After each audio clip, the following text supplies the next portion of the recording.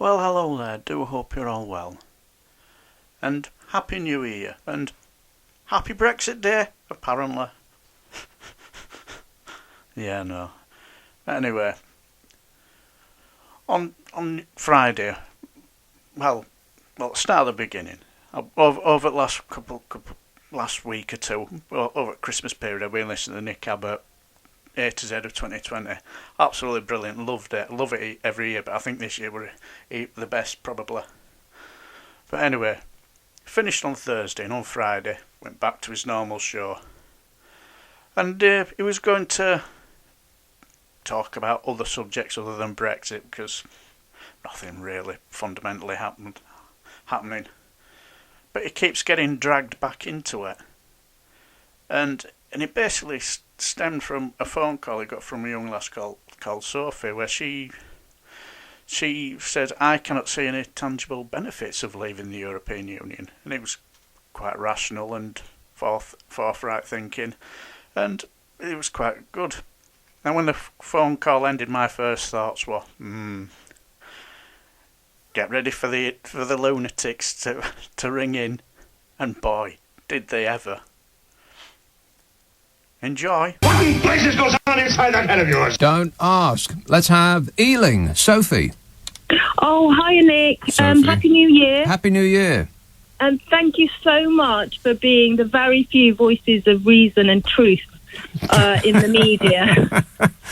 Yeah. The very few. Right. I mean, I don't know if you listened this morning to, I think it was Andrew Pearce first thing in the morning, and then it was Ian Dale. Yeah. And then they had Nigel Farage on. And it was actually really quite frightening. Frightening? It was actually quite frightening because when they were asked about, giving us, when Ian Dale asked Nigel Farage to sort of explain to the public, how we're going to benefit now that we've left the EU. Oh, yeah. They can't, no one who actually voted for Brexit can actually give us any concrete examples of how we, the ordinary public, are going to benefit. Right. Sovereignty, take control, laws, that's something it. like that.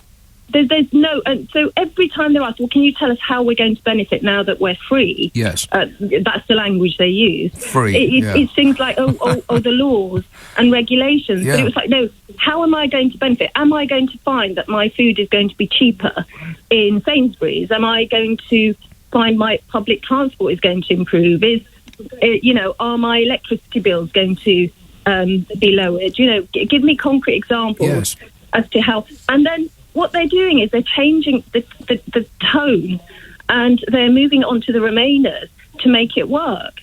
So they're now saying that it's up to Remainers to get behind Brexit. Yes, it's our fault. It's our fault, and if it doesn't work, it's going to be because we didn't behind the project. Allow it to work. Yeah, we precisely. didn't get behind it. Yeah. Shocking. I think one of the benefits is that perhaps we will be able to buy vacuum cleaners that suck more. What is that noise? Really? What is that noise in the background? That's you.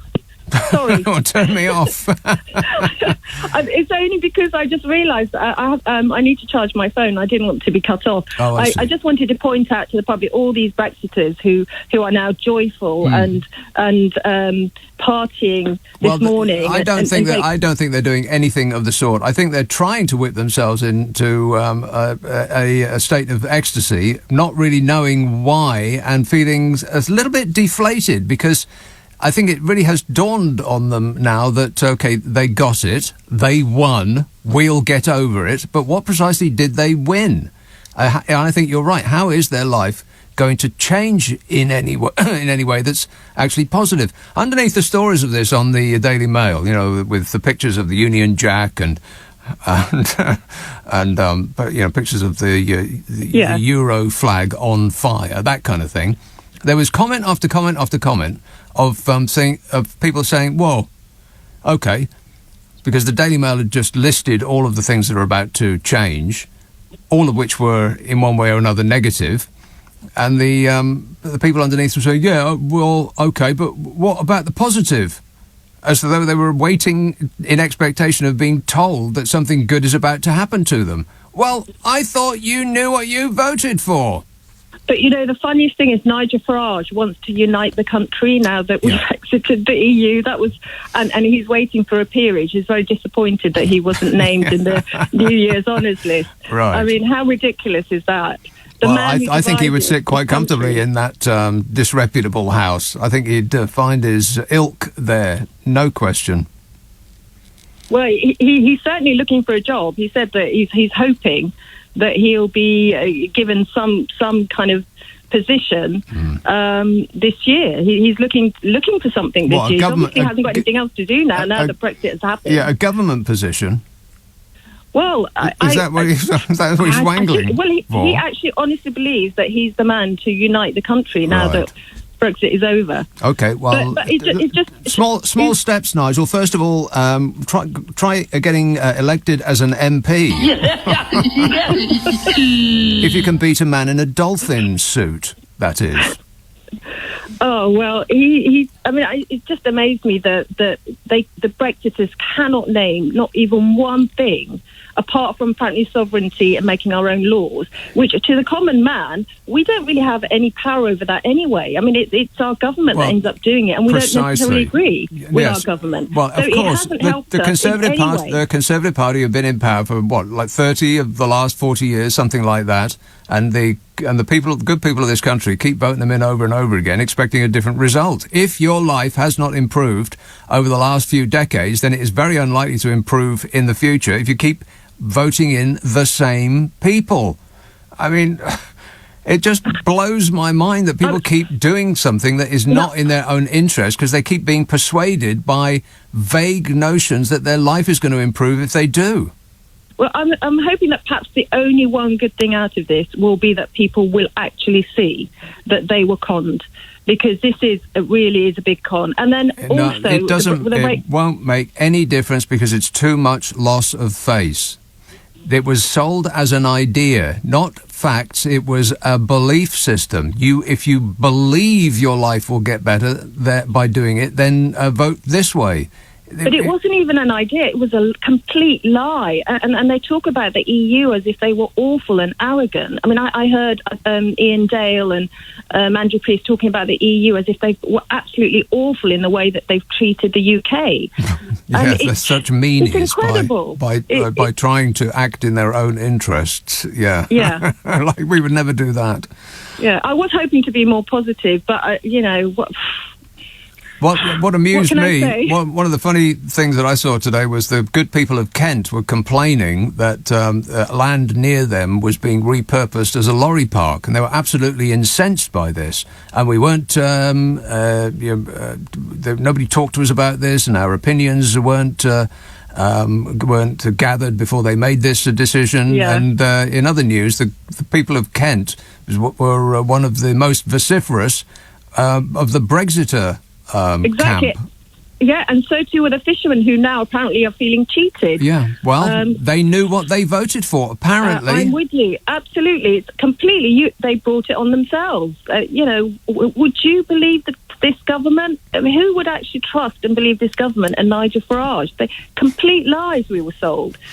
And this idea that, we've actually benefited and are on a path, like you say, the sunny uplands, well, it doesn't make any difference, Sophie. All of the people that voted to leave will not hear it. They have their hands in their fingers in their ears, and they're yelling at the radio that you lost, get over it.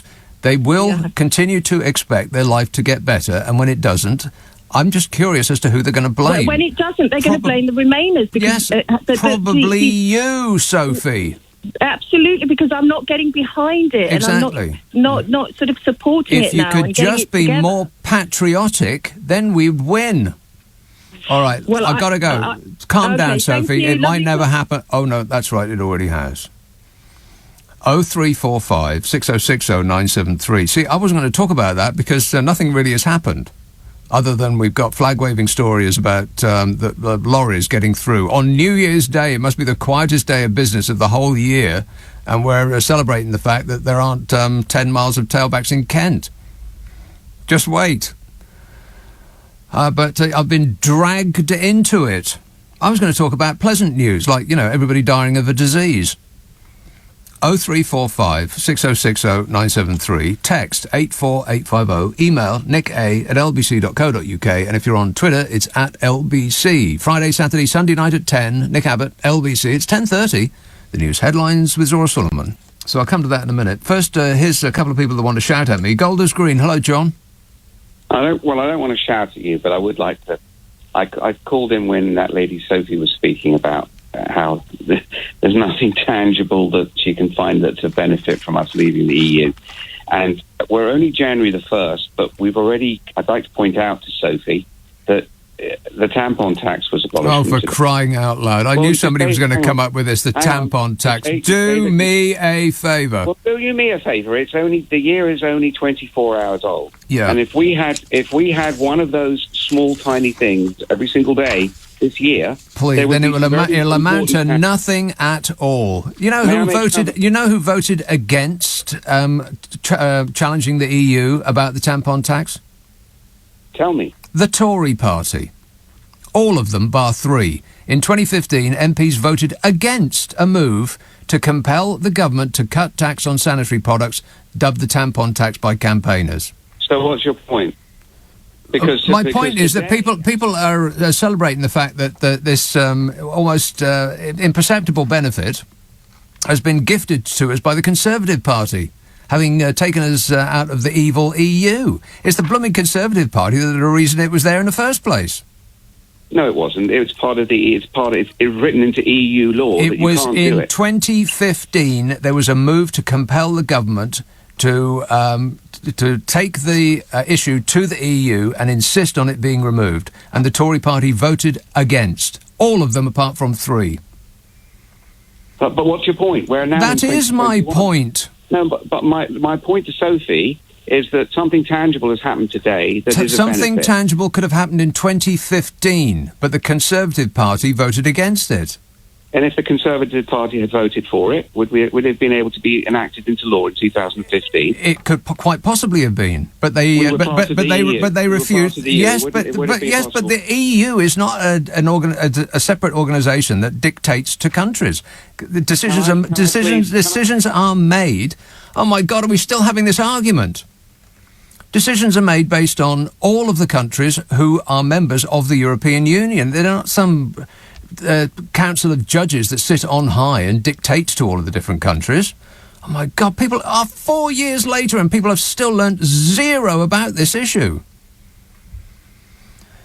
In 2015, look it up, MPs voted against. In fact, the Conservative Party insisted that they vote against. The Finance Bill Amendment, that's what it was. It would have forced a negotiation with the EU for a reduction in the 5% VAT rate. It was a motion brought in by Labour. You know, the evil socialist Labour Party. No! It would have forced officials to demand the tax be dropped. And the Tories insisted that their side vote against. And now they're celebrating it as though they invented it.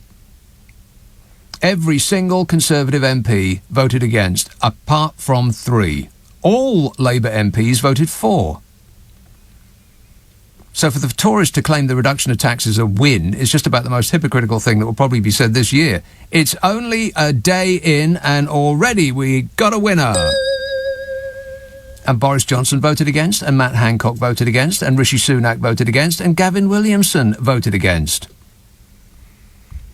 How about you, Smee? You're better informed than I am. I don't know anything. And anyway, since 2015, the £15 million that tiny VAT on tampons and such products has raised £15 million, and it's been directed to women's refuges and domestic abuse charities. The tampon tax has long been a symbol of policy making based around men's needs, so removing VAT is symbolically important, said Mary Ann Stevenson of the Women's Budget Group, but the tampon tax money has been an important source of funding for the women's sector. The government, she said, needs to be clear about what will replace it. And on that issue, an echoing silence. There's a charity called Bloody Good Period, provides menstrual supplies to food banks, asylum centres and those who can't afford them. They estimate that the average lifetime cost of having a period is about £4,800, which works out to about £128 a year, or just under £11 a period, and 5% of that's 55p a month, less than 2p a day. Which might be a lot to some people, but not very many, I wouldn't think. I mean, if you saw 2p on the ground, would you stop and pick it up? Or would you just walk over it? I knew somebody would start on with that. So ridiculous. I mean, why don't you tell me about that great and tremendous trade deal that we managed to negotiate with Japan, that in 5 years' time, according to our own government, is going to benefit the economy by 0.07%. Let's wave the flags for that. It's just so desperate. Frank in Darwin says, you can bet your bottom dollar all the residents at number 10 Downing Street have had their first and second shots of vaccine. Yeah, I bet they have. Oh, nobody gets to jump the queue. Yeah, sure. Let's have Birmingham. Andy. Hi, Nick. Andy. First of all, I love your sound effects, and I wish there was an app that I could download to play them, because I would use them quite often. Right. Okay. Yeah, I was also in response to, I think it was Sophie. So I work in a busy A&E department. I have done for a long time, been with the NHS for about 15 years. Yeah, whereabouts? Do you know what? I'd rather not say, because I don't want to speak for any of my colleagues or be a demographic of the spokesman. No, I'm not asking for the hospital. I'm just whereabout in the country, more or less. Okay, so sort of Midlands-ish. Midlands-ish. And how is A&E now? It's busy, buddy. Really busy. It's always busy. Yeah, but it's always busy. But in, like, you know, what we're talking about, the virus, how busy is it in that respect? Yeah, I mean, it's peaking a bit again, which we kind of knew. I think people have got a little bit complacent and maybe lazy, I hate to say, but maybe with our isolation or even our belief in the virus. I mean, that's a bit scary, I think. Peaking a bit. I mean, that's not really the stories that we're hearing. We're hearing that it's overrun and they're so full they can't squeeze anybody else into a hospital. That's not really what you're saying. Peaking a bit. But doesn't it always peak a bit at this time of year? No, sorry. It was, digressing slightly, it was more responding to Sophie about the instant feel that, or the change to our life that we might feel now that we've left the EU. And I'd like to just respond to that. And I think one of the things is about the immigration policy, whether we believe in it or not, whether we think that we allow too many people to come to this country. And I've treated millions of people, probably just about every nationality. I have many friends of many nationalities, and I treat people without prejudice. But one of the problems where especially in the Midlands, when some of the immigration figures were going up, some of the people were inviting their families over too, which has increased the amount of A&E admission. And I was seeing that. I see that every day that I work. Yes, but if people can come here legally in the first place, they can invite their families. That hasn't changed with the EU. No, that's true. I think there's no. Yeah, but I think the. I mean, what nationality are you talking about? Not Europeans. No, I think the point system is changing, isn't it, for the Europeans to come to our country? Yes, but you're not talking about Europeans, are you? Well, yeah, mainly. I mean, I think it's all the same for the rest of the world, isn't it? They will be on, but certainly to focus on Europe for a second, I think, and that may result into the guys and girls that are coming over here to work not inviting their families over, and that's kind of stressing the system a little bit. So if that lady, God forbid, ends up in A&E, she may not end up waiting 4 hours or 6 hours. She may end up waiting less to be seen because. Okay, well, but there's several things there. First of all, if somebody comes over here to work and to live here, then just as you would if you went to live in Australia or America, you would benefit from having the ability to get your immediate family over there. I mean, it seems a bit cruel to ask people to come over here and do our dirty work, which is essentially what people are doing in great numbers coming from the EU, and they've got to sit here in lonely isolation because why? because we haven't built enough hospitals, because we've not had enough doctors trained, because we haven't got enough nurses trained. All of it's because of the serial failure of successive governments. It's got precious little to do with people coming over here and taking our waiting room seats. Well, it's not. Well, the thing is, it's going to have that effect, isn't it, Nick? If people are coming over and they're ill and they're owed and they're able to get free healthcare, which is an awesome, awesome system, then it is going to put a stress on the system. And Sophie, I think her name was, she has been one of those people that perhaps has had to wait much longer than normally in A&E, or when she's been to see her GP, she's not been able to get a 2-week referral for something. Maybe that's gone wait, 2, 3, 4, 5 weeks. Again, Andy, if people are going to come over here to do jobs that we don't want to do, are we expecting them to sit here in lonely isolation? Or would it be more civilised to allow them to have their family come and live here with them if they are choosing to live here in this country and doing jobs that we have elected not to do? It's lovely that they invite their family. I mean, isn't that lovely? It's almost like what fairy tales are made of, isn't it? But is there... Okay.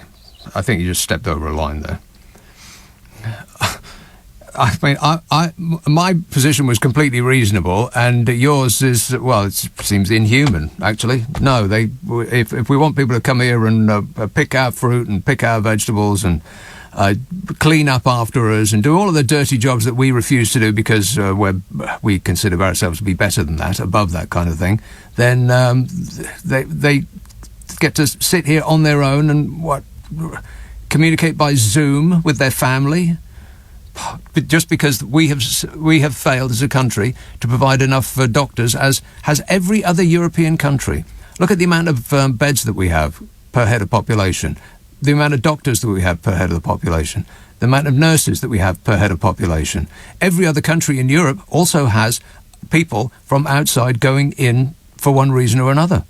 We're not the only country that accepts people from outside, And again, I have to state this again, 4 years I've been having this conversation. More people come here from outside the EU than from inside the EU. God, how many times do you have to say this? It will all become clear because we will not acquire a taste to do the jobs that we have up to this point refused to do. That's clear. That is obvious. We won't. They just had Pick for Britain, or whatever it was called, where we wanted to replace the European workers that came over here to harvest our fruit and vegetables.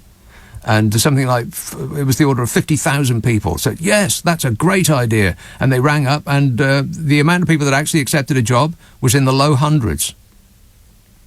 They needed 50,000, and about 100 of us said that actually showed up for work. So we're not going to do it.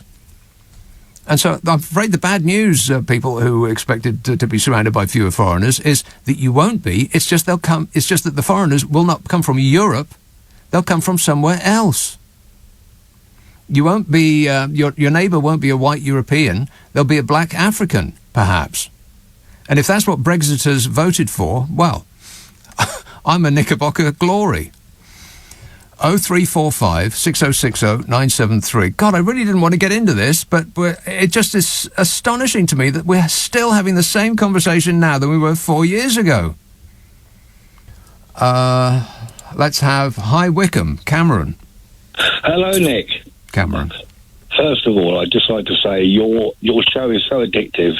I started listening to it about a year ago, and to be honest with you, I'm totally addicted by it. So anyway. Well, thanks. Moving on. I am so glad that we have got rid of these European muppets. And I can only but say that because being a technical sort of person, they came out with these silly, I can't explain it. It's like they must have sat round some table and sort of hit each other on the top of their heads to come out with this. 1,500 watt vacuum cleaners. Oh, my God. Oh, you've got to be kidding me. You are not going to talk about vacuum cleaners. Well, I'm going to talk about 4 things, but nothing too drastic. I'm not going to hold it too long because I know you're busy. But they took a typical 1,500 watt vacuum cleaner. Oh, my God. And they said that all manufacturers had to make a 700 watt version. Mm-hmm. And it was in some sort of limelight towards saving the planet. Yes. Well, as we know... Well, we don't want to save the planet. But as we know, if you've got a 1500 watt vacuum cleaner and you reduce it down to 700 watts, in effect, the housewives have to go round and do twice as much vacuuming. No, they don't. Oh, okay. Well, if you take the 4-slice toaster and you reduce it down to 2 slices, because they said that basically... I thought you said you were a technical kind of person. Well, yeah. Not really. Oh, okay. I mean, what are you sprinkling on your carpet that needs such enormous suction? Well, to be honest What are you unable to get out of the fibres? Well, okay, let's move on to the kettle. No, let's stay there. I mean, you brought it up, the vacuum cleaner thing. I mean, of all the comical things for anybody to bring up, I can't believe that somebody had the nerve to do it. I mean, I don't want to pick a fight with you, Cameron, but that's absolutely ridiculous. Don't tell me the next thing you're going to say is light bulbs. No, kettles. Kettles. Yeah, they wanted to bring down the 3 kilowatt kettle down to 1500 watts. Right, it's one of the most wasteful electrical contraptions that we've got in our households. They use an enormous amount of electricity. Yes, but if you do the maths, and you're pretty good at that, oh, God. Yeah. If you take the fact that if you've got a 3 kilowatt kettle boiling up 1 pint of water, a 1500 watt kettle is going to take twice as long, but it's still going to boil it up to the desired level. I very much doubt that is the case. Any more than you have a problem getting up your fluff from a carpet with a perfectly reasonable vacuum cleaner. What else have you got? Right. Well, I'm dumbfounded. It's simply a case of, what else can I say? But it isn't. What are your engineering qualifications? Well, I haven't got any engineering qualifications. So you're not a technical type of person then? Well, I've picked my own stuff. Oh, okay. So, no, in other words. Right. Is there anything we can talk about that we can agree on? How about the weather? What's the weather like in your area? Oh, dreadful. Tell me about it. Oh. It's like winter outside. I'll tell you how cold it is. How cold is it? I put my cat out at 9:30, forgot to bring it in at 1 o'clock, went out there, and it's literally frozen. Frozen and it's actually solid. looking at me, right. And when I went to pick it up, it was actually in some sort of like, I don't know, frozen condition. I brought it in and sat it down, and it took about 3 or 4 minutes for it to defrost, and I felt really sorry for it. Yeah. So I gave it hot milk and gave it an extra bit of food. And Hot milk? I don't think you're supposed to feed milk to a cat. That cat is going to rip your throat out as soon as you fall asleep. You know that, don't you? It's just waiting for the moment to pounce. Exactly. But all I can say is, Nick, your programme is fantastic, mate. I do like the way that you come across. You don't agree with everybody. For the time that I've been listening to it, you have punched. You and Steve Allen, as far as I'm concerned, you two have got me hooked. All right, I listen to you all the time, mate. That's very nice of you to say so, Cameron, even though we can't agree on anything but the weather and your cat. All right, exactly. Thanks a lot, mate. 0345 6060 973. You can text 84850, email nick@lbc.co.uk, and if you're on Twitter, it's @LBC. Friday, Saturday and Sunday night at 10, it's Nick Abbot, LBC. Well, there you go. Brexit in a nutshell, isn't it? After 4 years, still no different. You've got one bloke who's totally been taken in by the tampon tax myth and all that rubbish, and another guy who thought he had a rational, intelligent argument was left with too many immigrants. And the last one, I just wellied up laughing. I just couldn't believe that he came onto the radio to talk about hoovers and kettles. Absolutely, and they'll have gone away. To be fair enough, he was quite nice and all that, but he'll have gone off that phone still thinking he made the right decision. His decision was right, we had to leave. And as Nick says, I thought you knew what you voted for, and clearly we didn't, did we? As a nation, we didn't. But anyway, I just thought I'd share these 3 little beauties with you. But anyway, I'll leave the video here, and until the next time, I shall bid you farewell. Bye for now.